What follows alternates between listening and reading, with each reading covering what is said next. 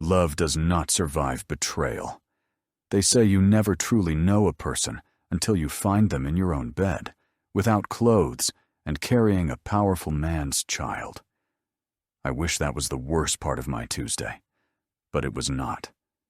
My name is Jack Porter, and 3 days ago I thought I was living the American dream in a postcard-ready Vermont village.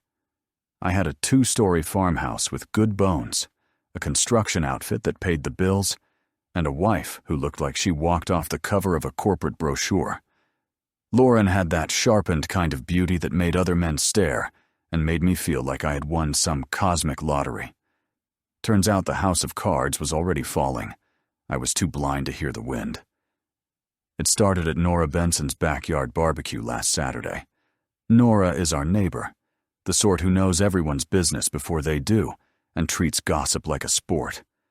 I was nursing a beer by her fence, watching Lauren work the crowd in her designer sundress, when I heard her talking to her best friend, Tessa. "So when are you telling Jack about the little surprise?" Tessa asked, her voice carrying that malicious glee that makes your skin crawl. Lauren laughed, brittle and bright. "Why ruin a good thing?" "Victor says we should wait until after the promotion." Victor Hale, her boss at the downtown headquarters, 6'2" of silver-haired charm, and the kind of money that can buy influence by the truckload. The type who wore $1,000 suits and drove cars worth more than most houses. Besides, Lauren went on, Jack is buried in his little construction jobs. He barely notices I exist. This baby deserves better than sawdust and broken plans. The bottle slipped from my hand and shattered on Nora's concrete patio. People turned to look, but I was already walking away, the world tilting like a house set on a rotten sill. That night, I went through our shared calendar on my phone. There it was. Lauren had an appointment with Dr. Emily Carter next Tuesday, an OB appointment. She listed it as a routine checkup, but nothing about her secretive behavior felt routine. I started paying attention, really paying attention. Tuesday hit like a freight train I could not dodge. I followed her silver BMW from our place on Willow Creek Road to the medical complex. I sat in my pickup and watched her walk into the women's clinic with that confident stride that said, the world bent to her. An hour later, she came out on the phone, smiling wider than I had seen in months. "Victor, it is confirmed. 12 weeks. Her voice carried across the lot like a verdict.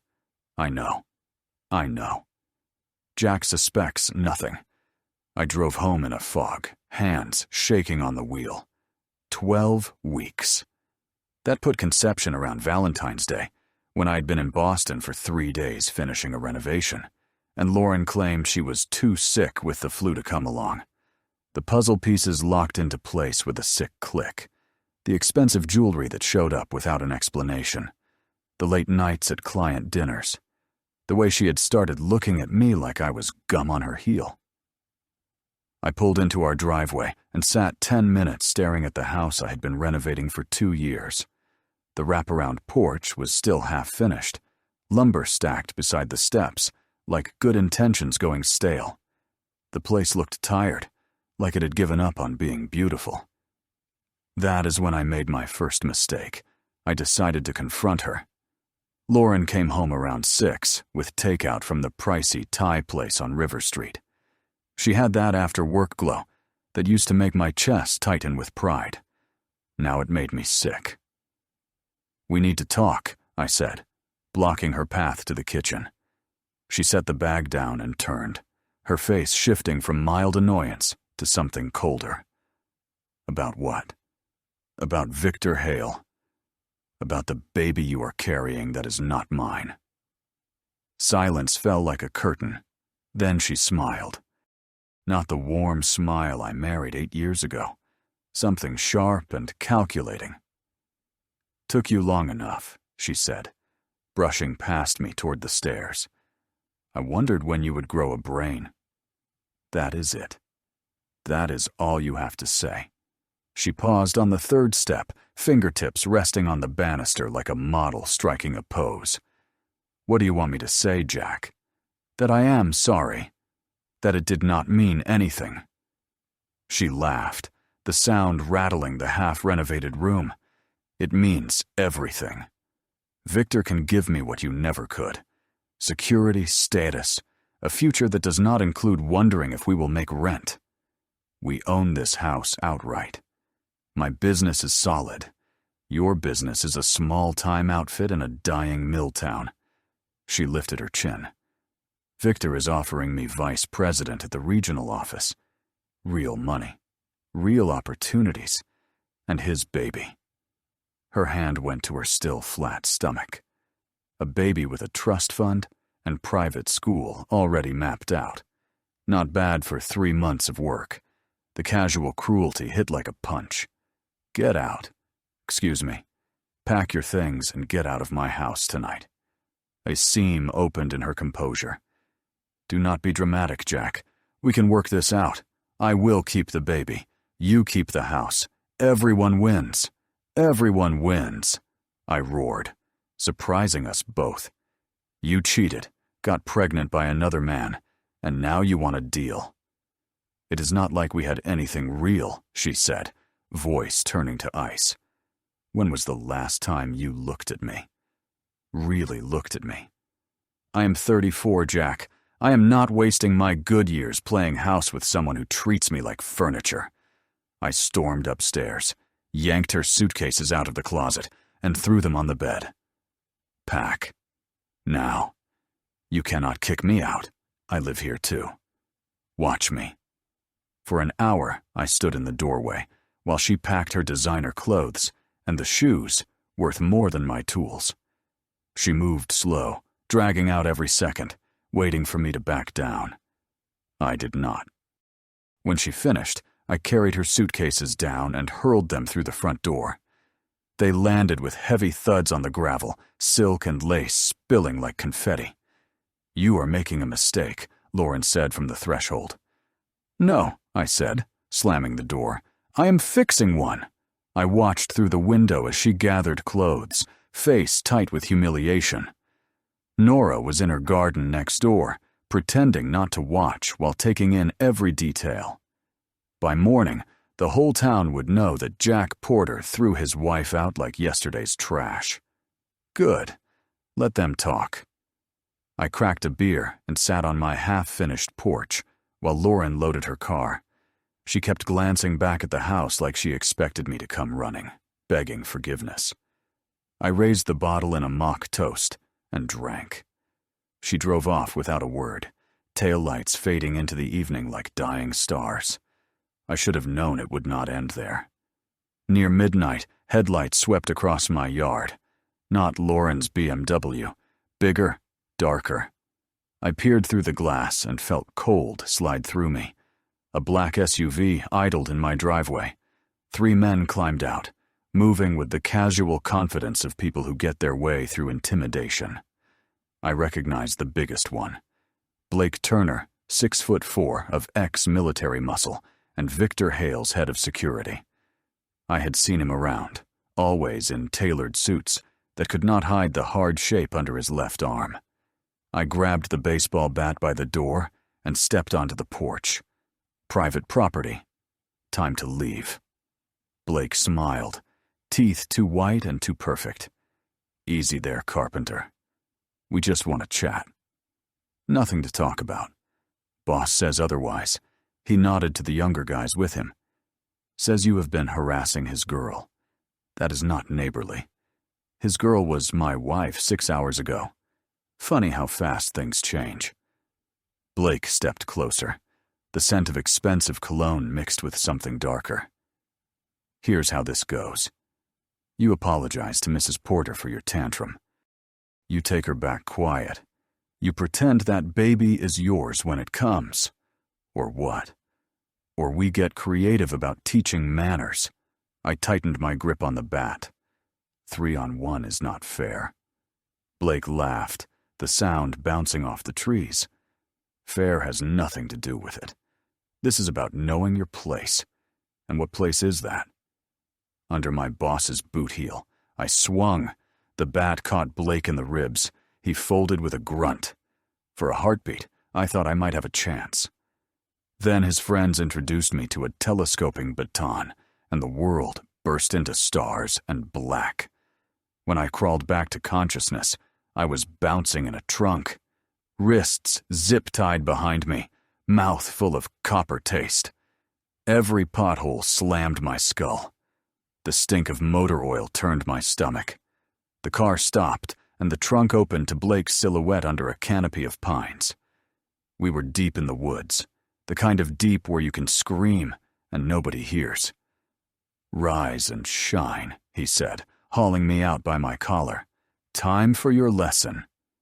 They had stripped me to boxers and work boots, autumn air sawing at my skin. My ribs felt like broken glass. Warmth trickled down my temple. "Here is the lesson," Blake said, drawing a hunting knife that flashed in the moonlight. "You do not touch what belongs to Victor Hale. You do not threaten what belongs to Victor Hale. You do not embarrass what belongs to Victor Hale." "She is not property," I croaked through split lips. "Everything is property if you have enough money." He pressed the knife to my throat until it left a thin, stinging line. "Including you. So what is the plan? End me and bury me." Blake's smile widened. "Nothing that dramatic. The boss wants you alive, but humbled. Wants you to understand. There are consequences." He nodded. The others grabbed my arms and forced me to my knees in the needles and leaves. "This is what happens when small-town boys forget their place," Blake said, drawing back his fist. What followed was a master class in professional intimidation. No broken bones, no lasting damage.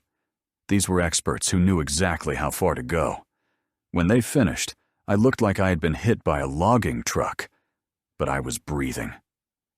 "Tell anyone about this," Blake said as they dragged me deeper into the trees.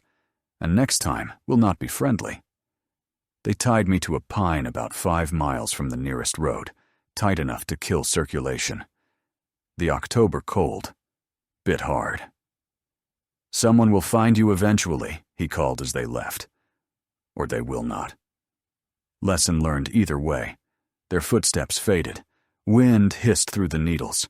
Coyotes howled far off. I worked my wrists raw against the bark for 3 hours, feeding myself anger to keep the cold at bay. The ties finally snapped near 4, just as gray light bled through the canopy. It took 2 more hours to stumble to an old logging road. By the time I reached pavement, I looked like a horror extra, skin scored, limping. Old Walt Harris found me collapsed by Route 15, delirious from exhaustion and blood loss. Walt is a retired cop in a cabin 10 miles out, the kind of crusty soul who minds his own business and expects the same. "Good grief, Jack," he muttered, loading me into his ancient pickup. What happened? Victor Hale happened. Walt's weathered face tightened. Everyone in town knew Victor's reputation, even if most were too cautious to say it aloud. "We need a hospital. No hospitals, no cops. Just get me somewhere safe." He studied me, then nodded.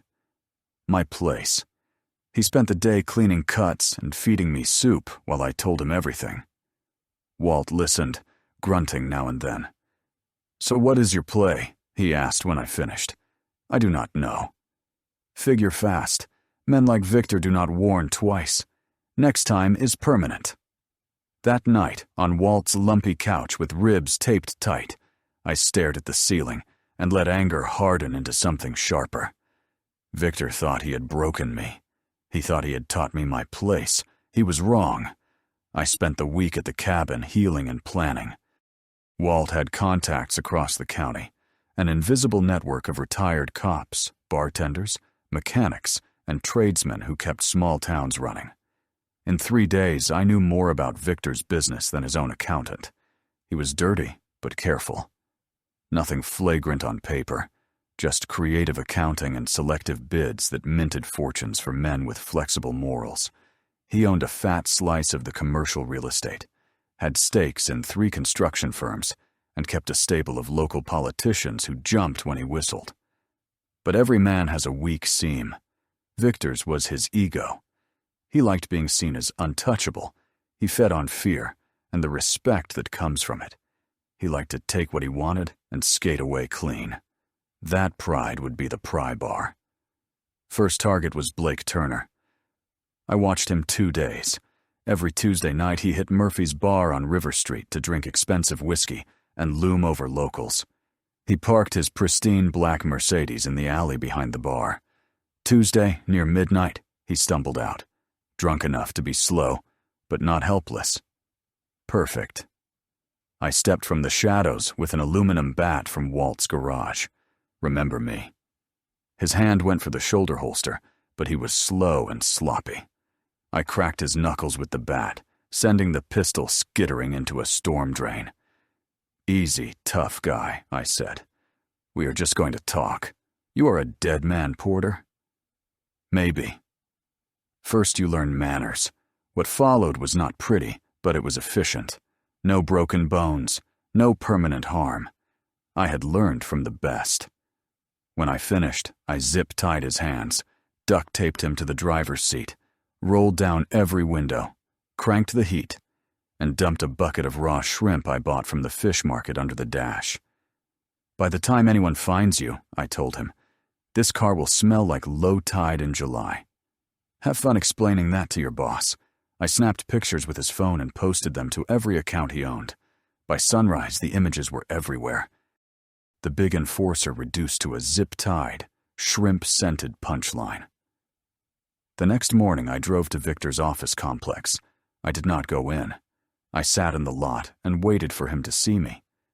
He came out around 10 with 2 new guards who looked meaner than Blake. Victor's silver hair was perfect, his charcoal suit expensive.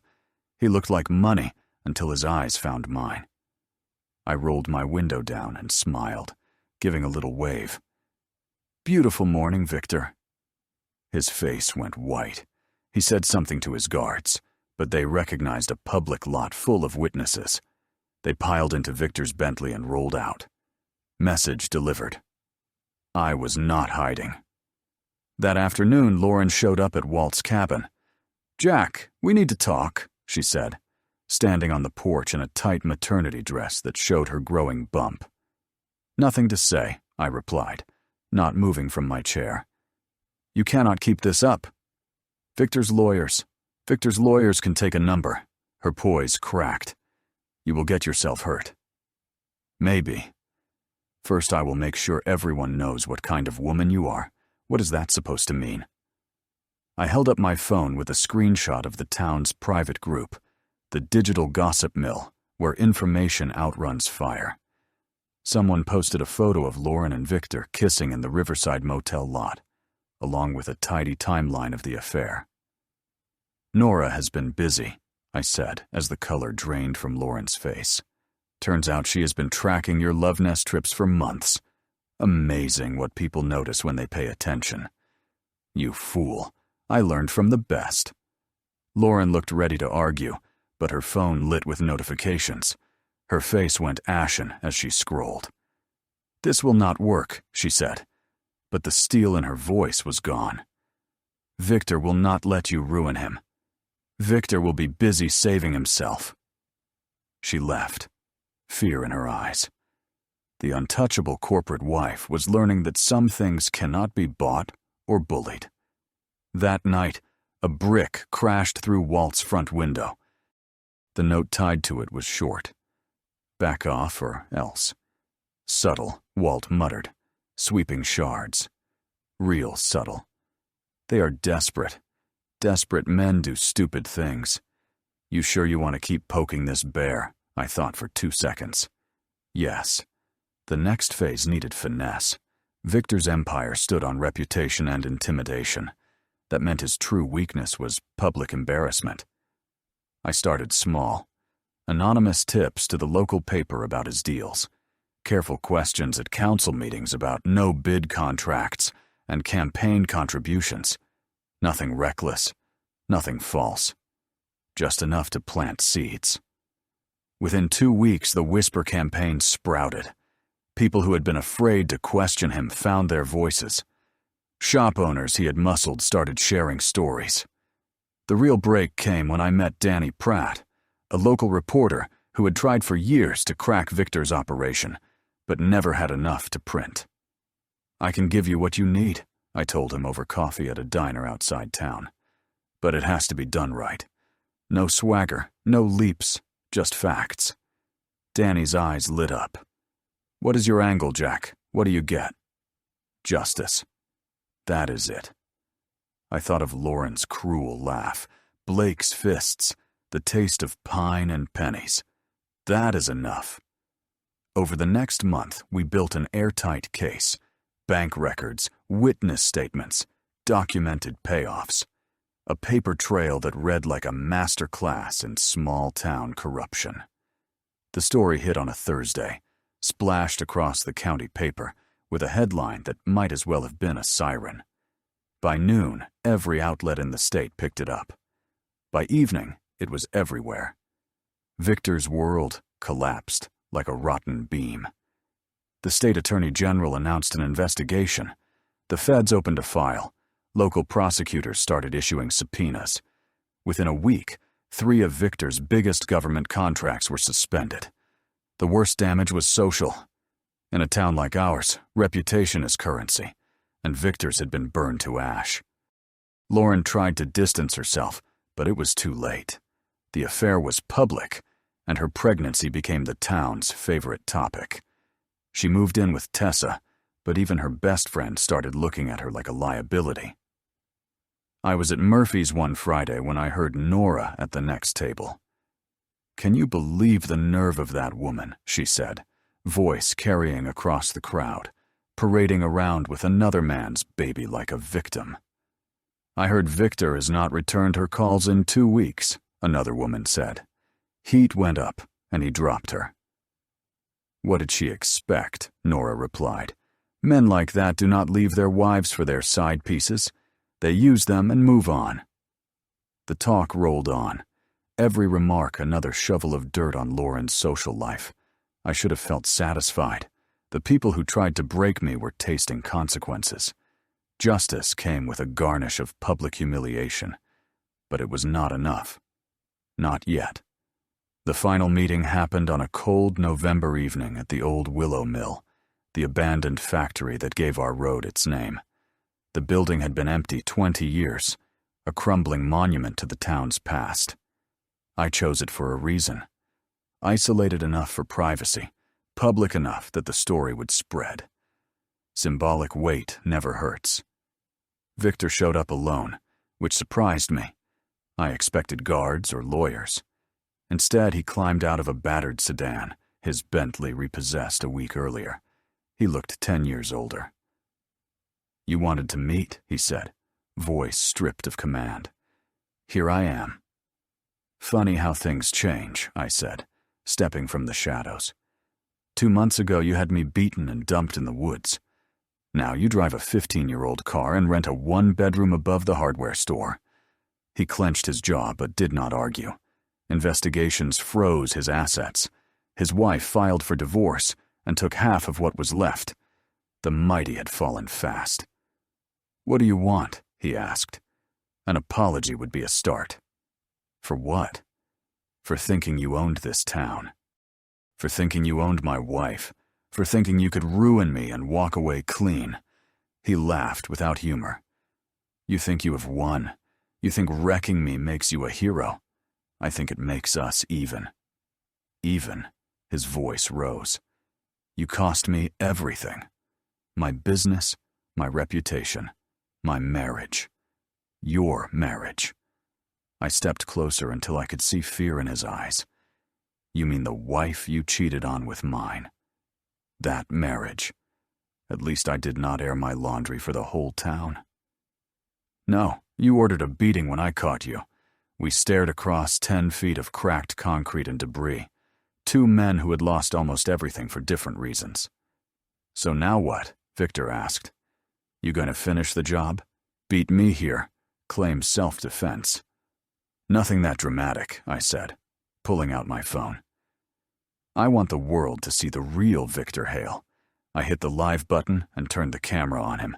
People flooded in within seconds, townsfolk who had treated the scandal like a serial drama. "Ladies and gentlemen," I said, "meet Victor Hale, the man who thought he was untouchable, who broke families for fun and profit, who is about to learn what accountability looks like." Victor went pale. "Turn that off." "Or what?" "You will send your boys again." "Oh, wait. Blake Turner is working mall security now for 12 an hour. Funny how loyalty dries up when the money does." "You son of a witch. My mother had more honor than you," I said, keeping him framed. Now about that apology. What followed was 18 minutes of the most satisfying live video I will ever take part in. Victor tried to leave twice, and I blocked him, keeping him in frame while hundreds watched. The comments were instant and brutal. Former employees shared stories of mistreatment. Business owners listed his crooked tactics. Ordinary people voiced disgust. By the end, Victor was sobbing, his facade stripped away, a weak, greedy man who had mistaken fear for respect. "Are we done?" he asked when I ended the stream. "Almost," I said, walking to my truck and coming back with a manila envelope. "One last thing." I handed him copies of every document Danny and I gathered. Bank ledgers, statements, recordings, the whole roadmap of his undoing. "This is your life's work," I said. "Take a good look at what arrogance bought you." He leafed through the pages, growing paler. "You are thorough," he said at last. "I learned from the best. You taught me that documentation is everything." He stood there a long moment, then laughed, a broken sound that bounced off the graffiti and broken windows. "You want to know the funny part?" he said. "I actually respected you. I thought you were another small-town loser who did not know his place. Turns out you were dangerous, only to people who deserve it." He nodded, accepting the verdict. "For what it is worth, I am sorry about the beating. Blake went too far. Blake followed orders." "Yeah, he did." He looked around at the ruin. Fitting, is it not? Two men who lost everything meeting in a place already dead. "I have not lost everything," I said. "I have my self-respect back, and I have nothing left to lose." He turned to his car, then paused. "Watch yourself, Jack. Men like me do not stay down. We are cockroaches. We survive and come back stronger. Men like you are exactly why the world needs men like me," I said. He drove away without another word. I sat on the hood of my truck and watched the sun slip behind the trees, feeling something I had not felt in months. Peace. The live video went viral within hours, stacking views and shares. People across the state commented, sharing stories about crooked officials and businessmen. Victor became a symbol of everything wrong with the system, and his public collapse gave others courage to speak. 3 days later, I was back at the house on Willow Creek Road, working on the porch that sat half done for 2 years. The physical labor felt clean after months of schemes. Honest work that makes something you can touch.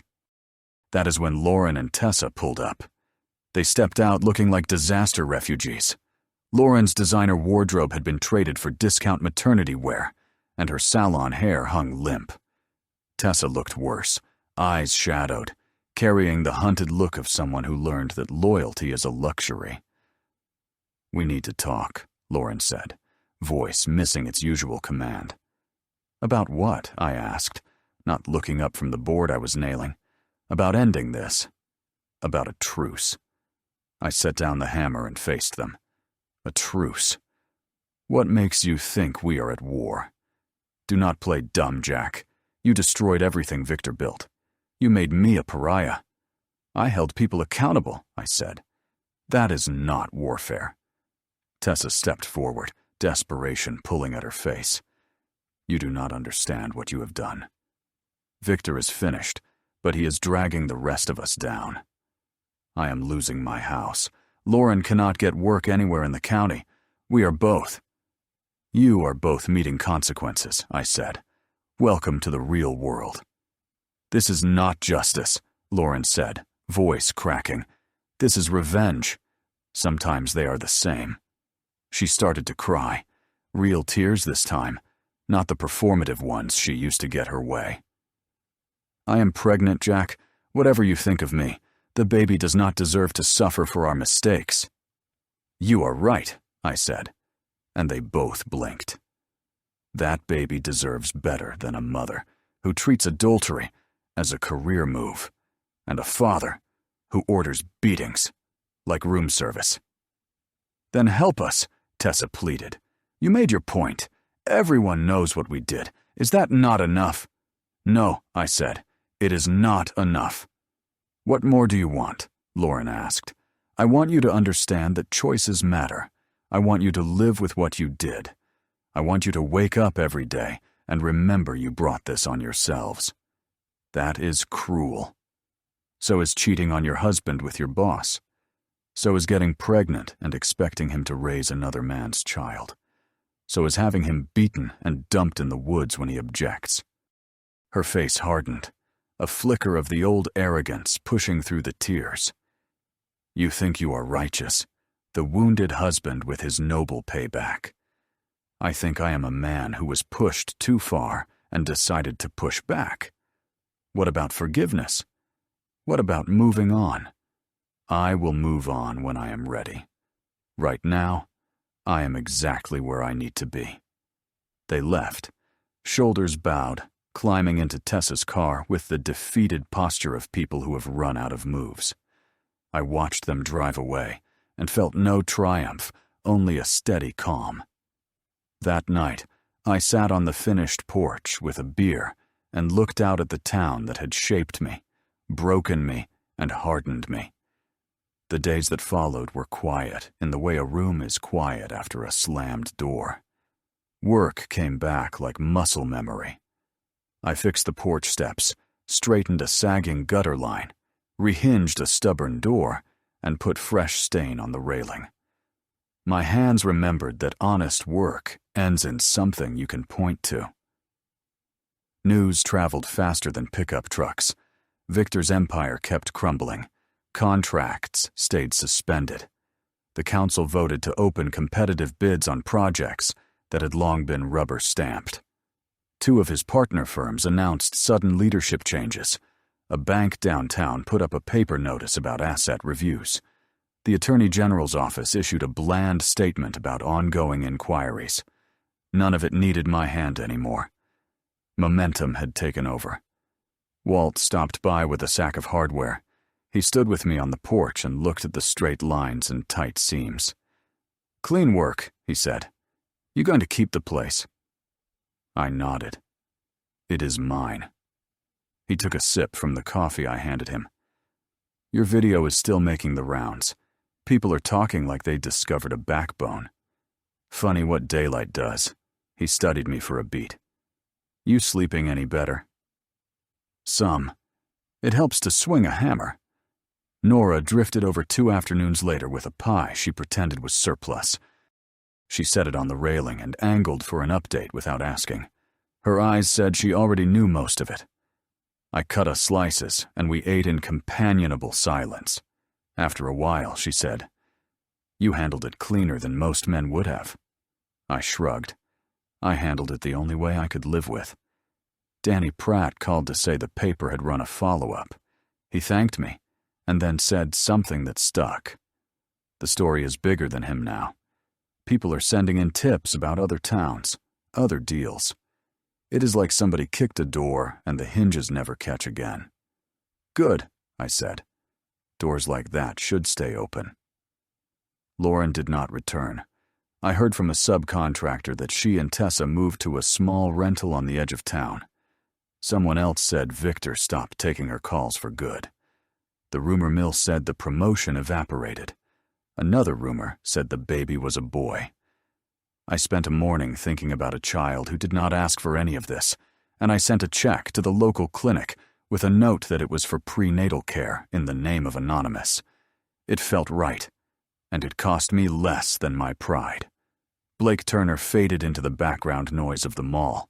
Now and then, somebody would mention him directing teenagers to the food court, or picking up coffee in a uniform polo. I never went to sea. There are some souvenirs you do not need. One cold morning, I drove out to Willow Mill. The air smelled like metal and old paper. I walked the perimeter, boots crunching on frost, and stopped where the concrete had cracked into a spider web. Sunlight slanted through the broken panes, laying long bars of gold on the dusty floor. I thought about the night of the live stream, about the men we were and the men we refused to keep being. Then I turned, climbed into my truck, and went back to work. The first snow came early. I cleared the walkway with a square-nosed shovel and watched flakes fill the ruts on the road. A kid on a bike coasted by and lifted a hand, the simple hello of a town that sees you and decides to nod instead of stare. I lifted my hand back. The world did not change in a roar. It settled in an inch at a time, quiet and steady, like snowfall. On a Sunday, I sat on the porch with a second-hand guitar and tried to remember a song my father used to hum while sanding window trim. My fingers found a rough version. Between chords, I could hear the town moving, a truck downshifting, a dog insisting on a walk, a church bell marking the hour. My phone sat face down on the arm of the chair, silent by choice. I had no interest in notifications. Later, I took a slow walk around the house. The new porch boards fit tight. The posts stood plumb. I had patched a hairline crack in the foundation with hydraulic cement and tucked gravel around the downspout to send water where it belonged. Inside, the kitchen ceiling no longer sagged, where an old leak had swelled the plaster.